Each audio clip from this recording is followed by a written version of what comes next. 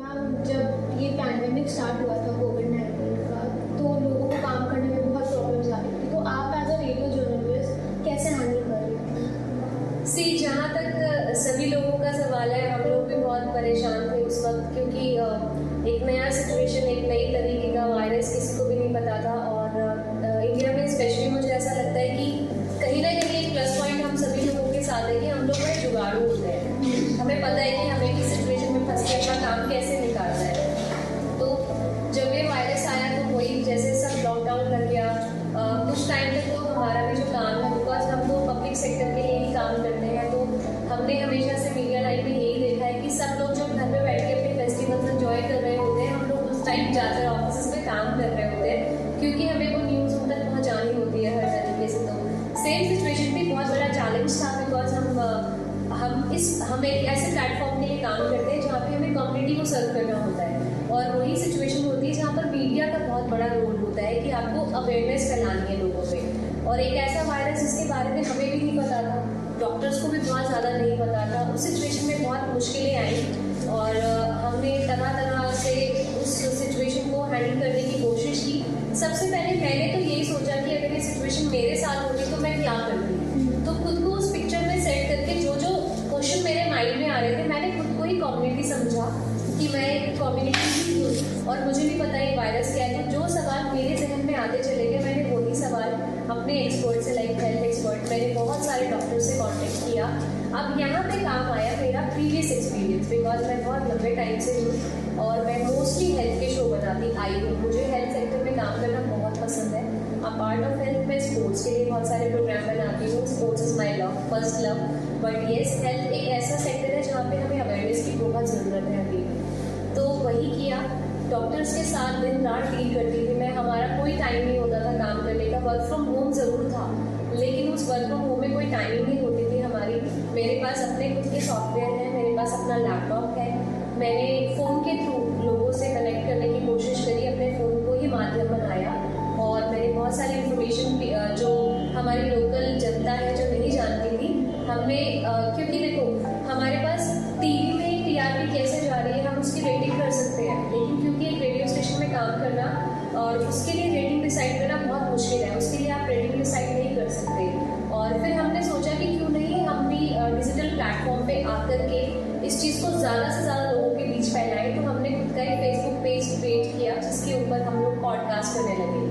तो उस पॉडकास्ट को, अब फेसबुक है तो वो कहीं भी जा सकता है, इस तरीके से हमने अपनी रेंज को बढ़ाया और ज़्यादातर इन्फॉर्मेशन दी। हमारे एक प्रोग्राम पे 30-40 हज़ार लोगों के व्यूज़ होते थे, और वो हमें अप्रिशिएट करते थे, हमें कमेंट्स करते थे कि आपने बहुत अच्छी इन्फॉर्मेशन दी है।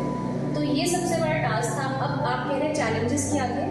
चैलेंजेस ये थे कि क्योंकि मेरा एक छोटा सा बच्चा है, सबसे बड़ा चैलेंज ये था मेरे लिए कि जब मैं रिकॉर्डिंग करने के लिए बैठती थी तो वो मुझे काम करने में बहुत मुश्किल होती थी, क्योंकि वो अक्सर लैपटॉप पे आके मुझसे पहले खुद बोलने लग जाता था। अब हम अपने गेस्ट को ये नहीं बोल सकते कि सर एक मिनट होल्ड करिए, मैं अभी आके कॉल करती हूँ, क्योंकि डॉक्टर से टाइम लेना उस टाइम पे बहुत बड़ा चैलेंज था, बहुत ही बड़ा चैलेंज। तो हमने, अगर उन्होंने हमें रात को 11 बजे टाइम दिया है तो हम रात को 11 बजे तक जगते थे। उन्होंने कहा अर्ली मॉर्निंग आप 8 बजे करिए तो हम 8 बजे करते थे। तो ये चैलेंजेस हमारे सामने ज़रूर आए, बट क्योंकि सब डरे हुए थे, हम भी डरे हुए थे, मुझे खुद भी इंफॉर्मेशन चाहिए थी, इसलिए हमने आगे बढ़कर के काम किया। Morning, I am Bhavna and I belong to Mass Media Department of Homerton Grammar School. Today I will introduce you to a personality who helped poor people by serving them lumber during the dire times of COVID-19. His work have made tough lives of poor people much easier. तो sir, सबसे पहले आपको बहुत बहुत शुक्रिया हमें अपना कीमती समय देने के लिए। और मैं आपसे पूछना चाहूँगी कि क्या आपके दिमाग में विचार कैसे आया जब आपने ये लंगर ऑर्गेनाइज करने के बारे में सोचा? Ma'am, it was not a langar actually, I would say it was a help for other needy people. Langar तो चलता रहता है, so it was very keen कि उस टाइम जो डेली वेज लेबर थी उस टाइम I was there तो 2020 तो it was nearly कि it was a survival stage for everyone, so nearly I survived कि my business was lost and everything was lost, so it it was 2020 was just a survival stage. In 2020 it came to a next level. So जो लोग थे वो बहुत ज़्यादा सफ़र करने लग गए थे. जो आई न्यू की डेली वेज के जो लोग थे, the labourers, they went to their native states. और किसी को बस नहीं मिली, किसी को वो लोग पैदल ही चले गए. तो कई लोग रास्ते में देवर और so mishap happened. So I tried to help them. So with the help of my nearby gurudwaras, my uncle Rinder Singh ji, he called me up ki we are starting this helping thing, so you have to come. So he didn't said, he ordered me to come. Okay, I came. I went there. So he told me ki this is we packed like ration, dried ration, and we went to a particular area where daily wages, the laborers, and they were staying there near Okhla. So we went there. We had a car, so we gathered them. We started distributing them. We distributed masks. We distributed hand sanitizers. We distributed dry rations. We distributed. They were like कि हमें ना लंगर वैसे मत दीजिए, हमें dry ration दीजिए, हम लोग प्रिपेयर करें. ठीक है, हम ड्राई राशन प्रोवाइड करें. So it was this is the thing which came into my mind कि like people need help. Actually we were also covered in masks, and also we were also very scared कि हाँ कुछ हो ना जाए. But we have to be brave. They are also brave. They are also surviving. They have a family. Their kids are brave. So we also have to be brave to help them. So this is the thing which came in mind that when I stepped into this and started helping. Engaged in doing any kind of social work or help they can provide during the second wave of COVID-19. Today, I am going to introduce you all to a person who helped people by distributing oxygen cylinders during the second wave of COVID, Mr. Aditya Mawai. So sir, पहले तो मैं आपसे पूछना चाहूँगा कि जब कोई financially stable नहीं था कोविड के पीरियड में, तो आपने ये ऑक्सीजन सिलेंडर्स और ये सब कैसे मैनेज करा? एक्चुअली यार हम लोग अपनी रेड क्रॉस सोसाइटी है यहाँ पे सेक्टर 12 में, तो उनके थ्रू जिनको सिलेंडर मतलब नहीं ले पा रहे थे या कोई दिक्कत आ रही थी, तो उनको हम पर्सनली अपनी तरफ से भी सिलेंडर प्रोवाइड करवा रहे थे, अपना खुद परचेज करके लोगों को देना. और ऑक्सीजन प्लांट्स में अपने कॉन्टैक्ट्स थे, वहाँ पे हमारी ड्यूटी वगैरह थी, तो उनको फिल करवा के हम लोग प्रोवाइड करवाते थे घर घर जाके, इस तरीके से. अच्छा, तो सर आपको कोई इसमें फैमिली फ्रेंड्स या आपकी कोई टाइप का सपोर्ट मिला हो? फैमिली फ्रेंड्स थे, बहुत अच्छे फ्रेंड्स हैं जिन्होंने मेरी सपोर्ट करी है.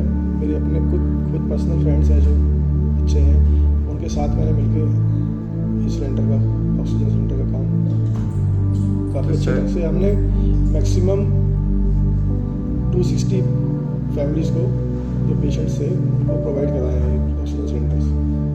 सो सर आपने ये सारा काम जैसे ऑक्सीजन सिलेंडर्स लाना और ये सारा मतलब हॉस्पिटल से सब कुछ करना, तो आपने ये सब जैसे खुद की हेल्प से या नहीं मतलब बता रहा हूँ आपको, ये सेक्टर 12 में रेड क्रॉस सोसाइटी है, तो इनके थ्रू हम लोगों को ऑक्सीजन सिलेंडर्स मिलते थे, तो फिर हम आगे फैमिलीज़ को या हॉस्पिटल्स वगैरह में प्रोवाइड करवाते थे फिर करवा के.